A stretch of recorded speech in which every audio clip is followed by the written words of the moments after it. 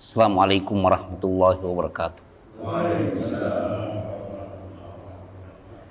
Innal hamdalillah nahmaduhu wa nasta'inuhu wa nastaghfiruh wa na'udzu billahi min shururi anfusina wa sayyiati a'malina. May yahdihillahu fala mudhillalah wa may yudlil fala hadiyalah. Wa ashhadu an la ilaha illallah wahdahu la syarikalah wa ashhadu anna Muhammadan abduhu wa rasuluh. Amma ba'd. Jamaah Ta'lim Masjid Al-Muqarrabin, kita melanjutkan pembacaan kitab Al-Adabul Mufrad, di mana pada pertemuan sebelumnya kita sudah memasuki bab yang ke-268 dengan hadis yang ke-588. Sekarang kita lanjutkan hadis yang ke-589 tentang berbuat melampaui batas atau berbuat buruk, berbuat zalim. Silakan Pak. Muhammad bin Salam menceritakan pada kami, ia berkata, Ismail bin Ja'far mengabarkan kepada kami dari Muhammad bin Amr, dari Abu Salamah, dari Abu Hurairah, bahwa Rasulullah SAW bersabda, surga dan neraka saling berbantah. Neraka berkata, yang memasuki itu adalah orang-orang yang sombong dan orang-orang yang zalim. Dan surga berkata, tidak memasuki itu kecuali orang-orang lemah dan orang-orang miskin. Lalu Allah berfirman kepada neraka, engkau adalah azabku, denganmu aku mengazab siapa yang aku kehendaki. Dan Allah berfirman kepada surga, engkau adalah rahmatku, denganmu aku merahmati siapa yang aku kehendaki. An Abi Hurairah radhiyallahu anhu anna Rasulullah sallallahu alaihi wasallam qala, dari Abu Hurairah radhiyallahu anhu bahwa Rasulullah sallallahu alaihi wasallam telah bersabda, ihtajjatin naru wal jannah. Ihtajjah saling memberi hujjah, berbantahan. Kalau orang saling memberi argumen, namanya berbantahan Pak ya. Yang ingin mengatakan A, yang ini mengatakan B, dan seterusnya. Saling memberi hujjah, ihtajjah. Nah, di terjemahan surga didepankan Pak ya. Nah, tapi antum lihat sendiri, sebenarnya neraka dulu. Ihtajjatin naru wal jannah. Jadi neraka dan surga saling berbantahan. Faqalatin nar, maka berkatalah neraka, yadkhuluni, akan masuk kepada aku, ke dalamku, al-mutakabbirun, orang-orang yang takabbur, sombong, angkuh, wal mutajabbirun, dan orang-orang yang suka menzalimi orang, berbuat melampaui batas terhadap orang lain. Apa bedanya nih Pak? Orang-orang yang sombong dan orang-orang yang ya suka menzalimi orang. Apa bedanya Pak? Kan di beberapa pembahasan sebelumnya itu kan yang dimaksud dengan sombong itu apa sih Pak?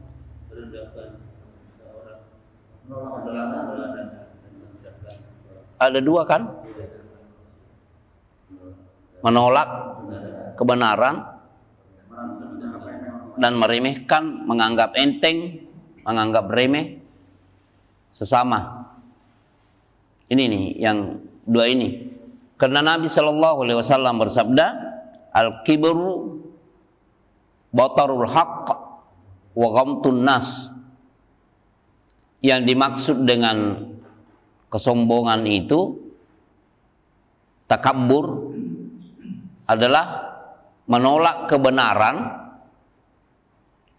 Pertama, yang kedua, wa ghamtun nas, meremehkan, melecehkan, menganggap enteng, menganggap remeh orang lain, sesama manusia. Sementara wal mutajabbirun, yang perbuatannya itu mengarah kepada kezaliman terhadap orang lain, berbuat zalim, harta orang, begitu juga diambil secara tidak benar, harga diri orang. Nah, ini bedanya di situ. Terkesan bahwa al-mutakabbirun itu, orang-orang yang takabur ini cenderung ke ini Pak ya, perbuatan mendekati ya lebih dekat dengan perbuatan batin ya. Karena orang terkadang dinasihati atau diberikan hujah kepadanya itu secara diam-diam dia menolak. Nah, berarti ininya yang tidak menerima. Begitu juga menganggap orang lain, hanya Allah yang mengetahui kan? Hanya Allah yang mengetahui masalah ini.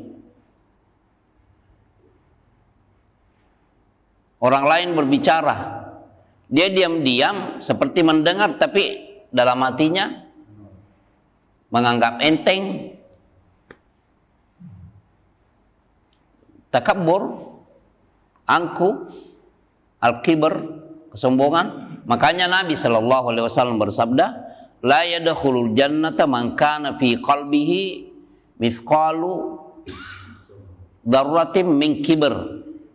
Tidak masuk surga orang yang di dalam hatinya itu ada kesombongan walaupun hanya seberat zarrah. Nah, makanya para sahabat bertanya, wahai Rasulullah, seseorang di antara kami suka pakaiannya indah dan juga alas kakinya indah. Apakah ini termasuk kesombongan? Nah, Nabi Shallallahu Alaihi Wasallam menjelaskan, al-kibru batarul haq wa ghamtun nas. Innallaha jamilun yuhibbul jamal.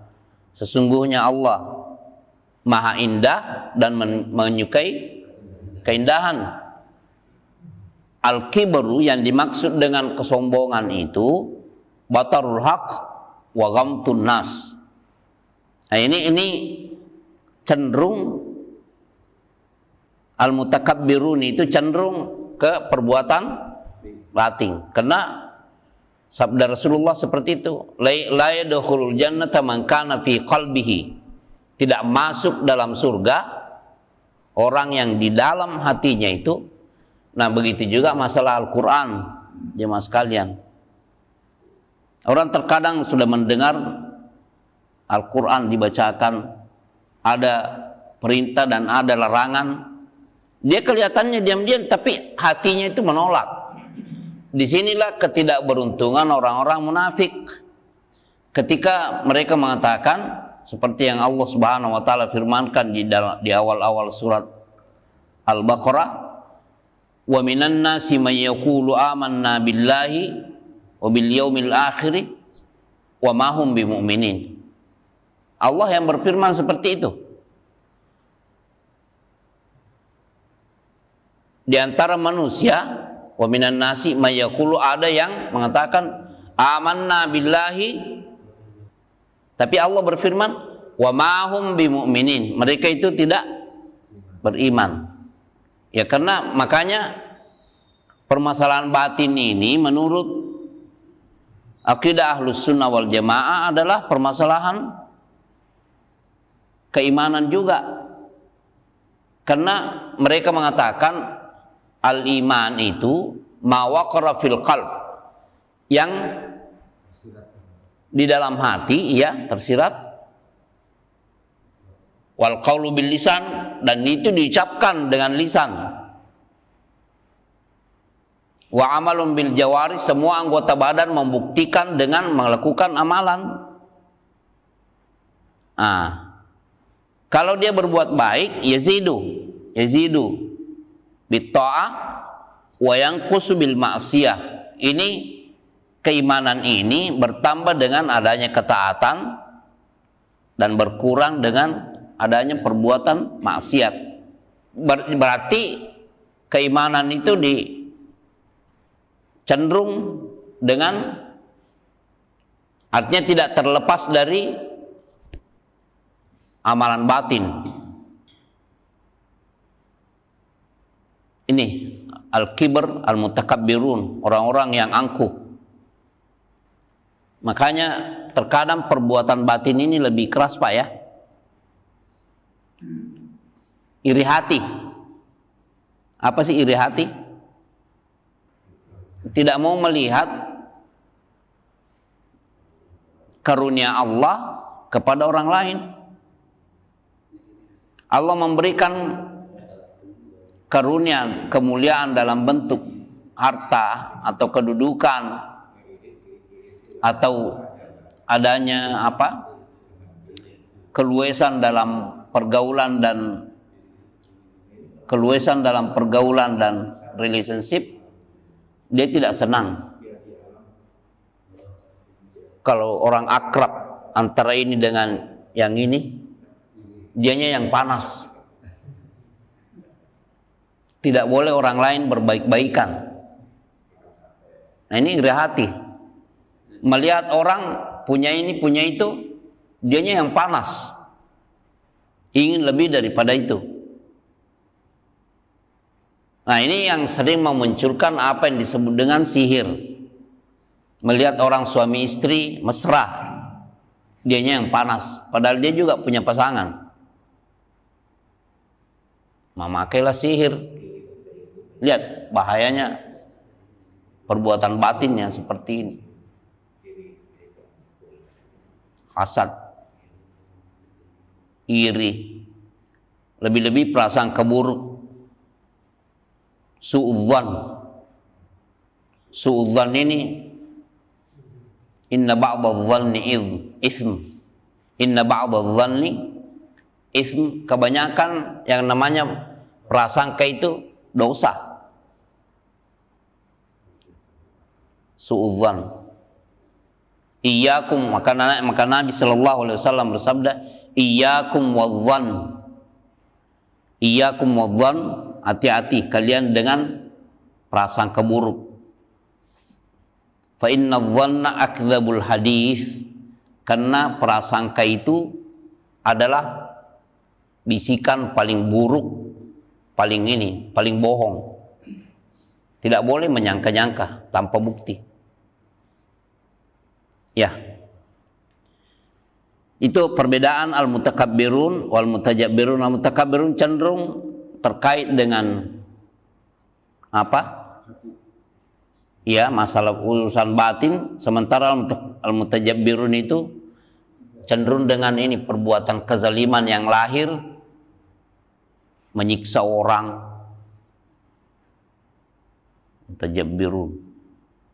Jadi faqalatin nar, maka berkatalah neraka, yadkhuluni, akan masuk kepadaku, ke dalamku, al-mutakabbiruna wal mutajabbirun, orang-orang yang sombong dan orang-orang yang zalim.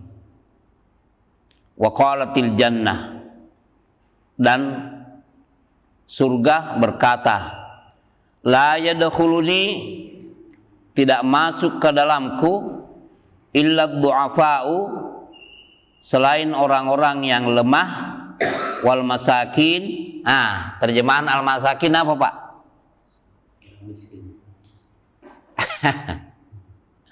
Masa iya? Orang kaya tidak boleh masuk surga. Jadi begini, antum pernah mendengar sakinah wa rahmah? Iya, apa arti sakinah? Walladzi anzala as-sakinata fi qulubil mu'minin. Jadi miskin itu jangan selalu diasosiasikan dengan kefakiran. Tidak selamanya. Orang-orang yang khusyuk itu sebenarnya yang dalam menjalankan ibadah dia khusyuk itu orang miskin namanya. Artinya orang yang memiliki kekhusyukan dan ketenangan di dalam ketaatan kepada Allah. Ini juga terjemahan nih. Orang-orang miskin ini perlu diurai ya. Orang-orang miskin lebih tenang, lebih khusyuk di dalam menjalankan ibadah kepada Allah Subhanahu wa taala. Memiliki sifat ketenangan ketika memperlakukan sesama manusia.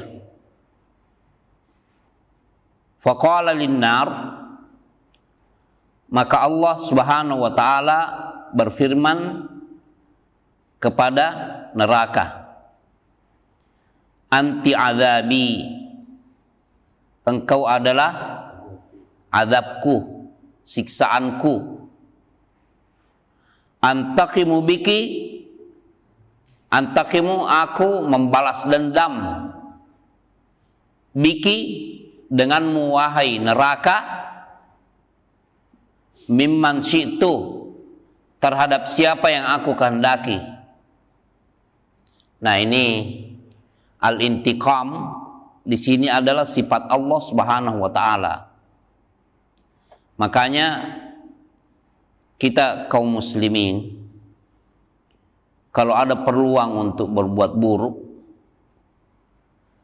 tanamkan di dalam batin kita itu bahwa walaupun kita bebas, tidak ada manusia yang bisa mencegat kita untuk berbuat buruk, dan sementara ini belum ada yang melihat kita, dan ini di kasat mata kita itu sepele perbuatan buruk ini, karena orang tidak ada yang mengetahui dan merasakan masalah ini kecuali kita sendiri. Ketahuilah bahwa Allah tidak lalai, Allah tidak mengantuk, dan Allah tidak tidur. Ini prinsip ini. Kalau ada peluang untuk berbuat buruk, ketahui bahwa Allah memiliki sifat intiqam. Antaqimu biki mimman syi'tu, aku membalas dendam denganmu terhadap siapa yang aku kehendaki.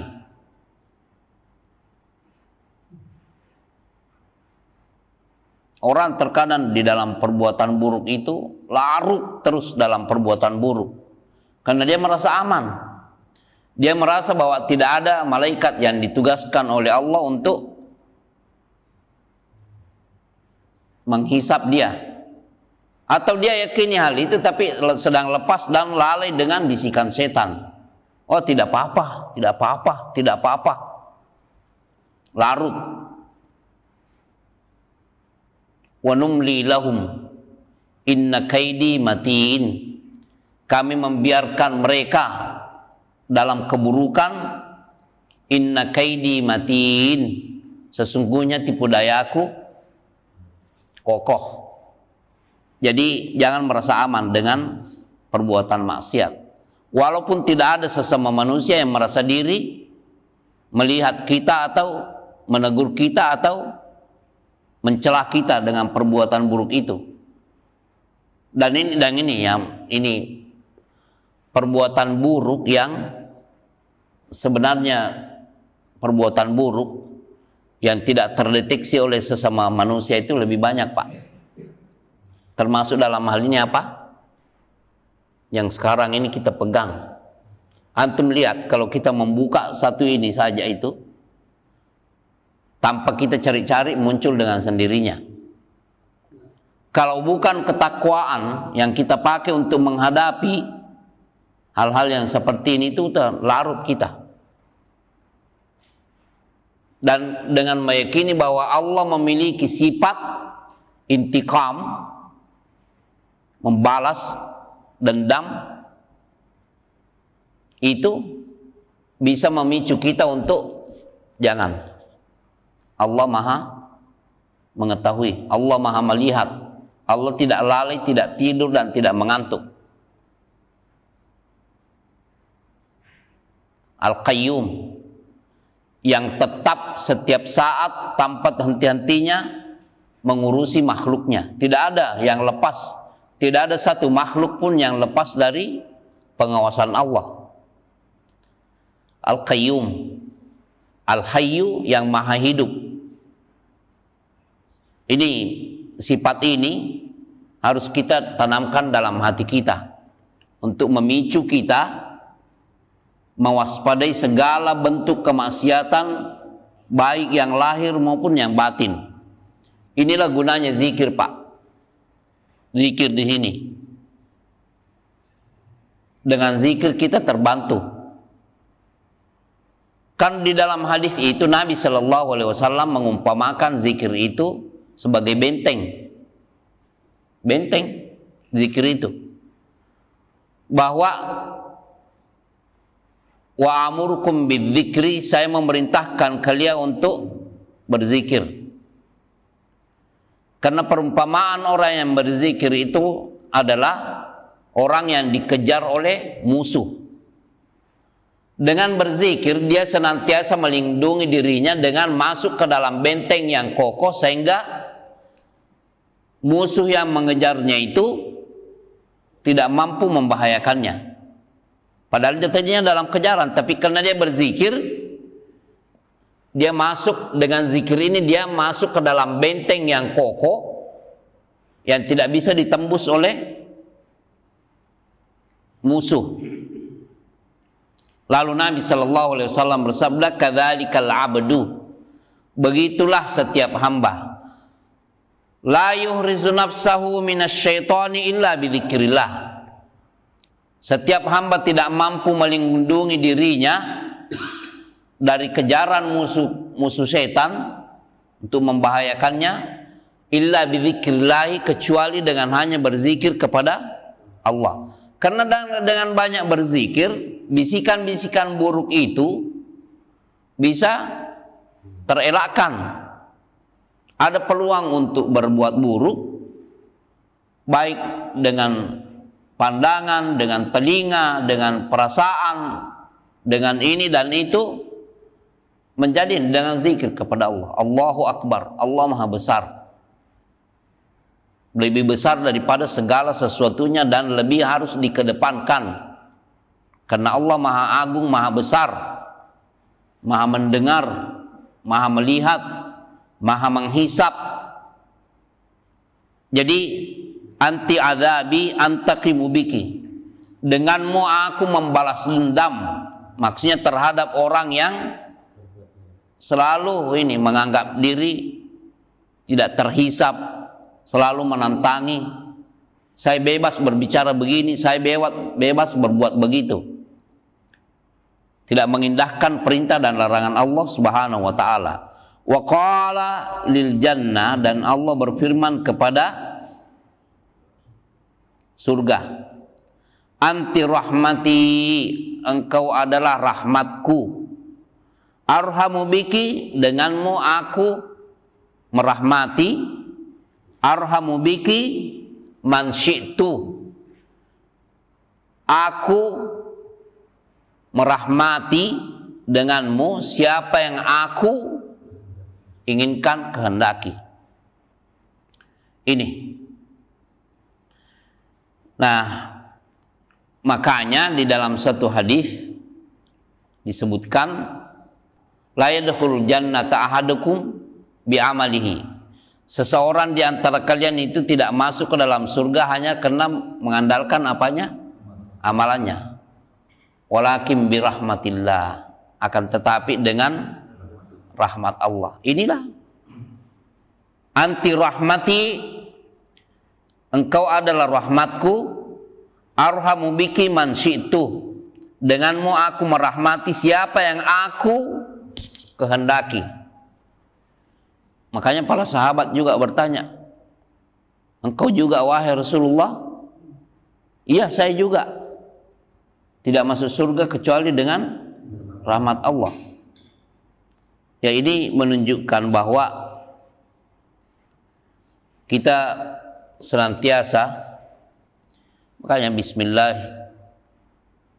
alhamdulillahirabbil alamin, arrahmanir rahim. Selalu kita ikrarkan rahmat Allah Subhanahu wa taala baik terhadap seluruh makhluk maupun terhadap khusus orang-orang yang beriman. Selalu kita berharap akan rahmat Allah. Anti rahmati arhamu biki man syi'tu.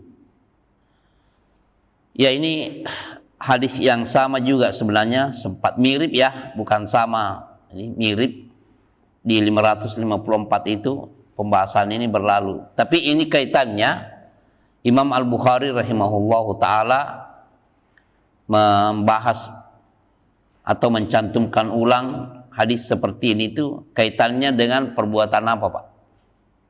Melampaui batas. Karena di situ yadkhuluni al-mutakabbiruna wal mutajabbirun.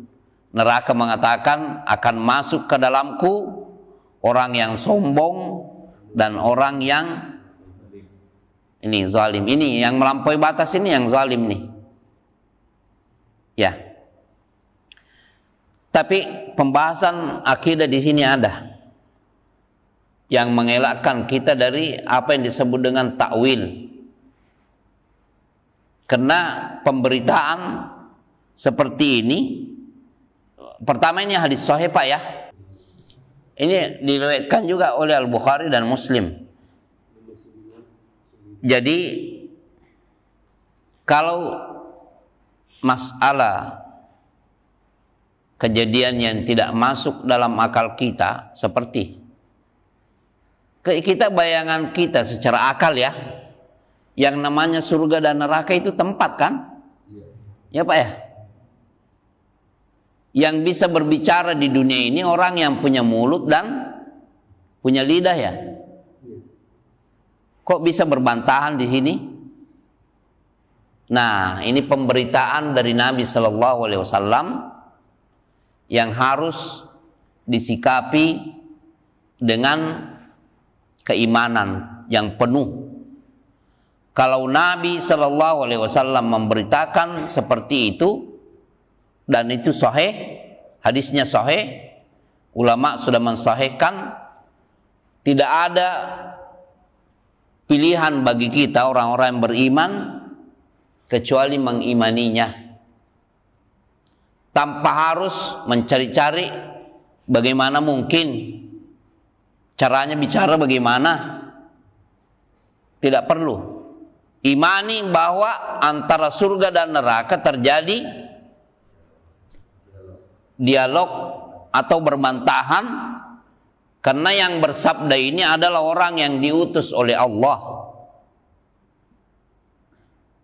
untuk memberitakan hal-hal seperti ini. Wan najmi idza hawa ma dhalla sahibukum wa ma ghawa wa ma yantiqu anil hawa in huwa illa wahyu yuha. Jadi walaupun ini hadis tapi bergandengan dengan Al-Quran, karena Nabi Sallallahu Alaihi Wasallam yang mensabdakan sebagai penjelasnya. Karena memang Al-Quran diturunkan, yang diberikan wewenang untuk menjelaskannya adalah Nabi Muhammad Sallallahu Alaihi Wasallam. Litubayyina linnasi ma nuzzila ilaihim, agar engkau wahai Muhammad yang menjelaskan kepada manusia isi wahyu yang diturunkan kepada mereka. Jadi sabda beliau itu harus diimani. Adapun caranya, kaifiatnya, al-kaif itu di luar hak kita. Kita hanya diwajibkan mendengarkan dan mengimani, menerima bahwa utusan Allah Sallallahu Alaihi Wasallam bersabda seperti itu. terjadi perdebatan antara surga dan neraka. Tidak boleh mempertanyakan caranya bagaimana, cara berbicaranya bagaimana, tidak. Wajib diimani seperti yang diberitakan oleh utusan Allah sallallahu alaihi wasallam. Sebenarnya dalam kehidupan ini banyak kan yang tidak masuk akal. Coba jangan yang begini. Bayi yang baru dilahirkan itu bisa bicara atau tidak? Bisanya menangis kan? Ketawanya itu nanti umur-umur sekian. Dia bahasanya bahasa tangisan. Tapi kalau ada kejadian seperti Nabi Isa alaihissalam, putra Maryam, ya Allah yang memberitakan bahwa dia masih bayi tapi sudah bisa berbicara. Kita pernah melewati hadis Juraij ya. Hadis Juraij, bayi berbicara. Nah, jadi hal-hal yang seperti ini terjadi di depan kasat mata manusia yang menjadikan mereka sebenarnya pemberitaan seperti ini itu harus diimani. Harus diimani. Jangan semua kita mau terima kalau cocok dengan rasio kita, tidak. Yang namanya wahyu itu disikapi dengan sikap mendengar, kemudian memahami, tunduk dan menerima. Tidak boleh.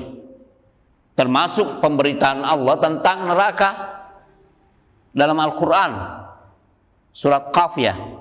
Yauma naqulu li jahannam halim talati wa taqulu hal mim mazid.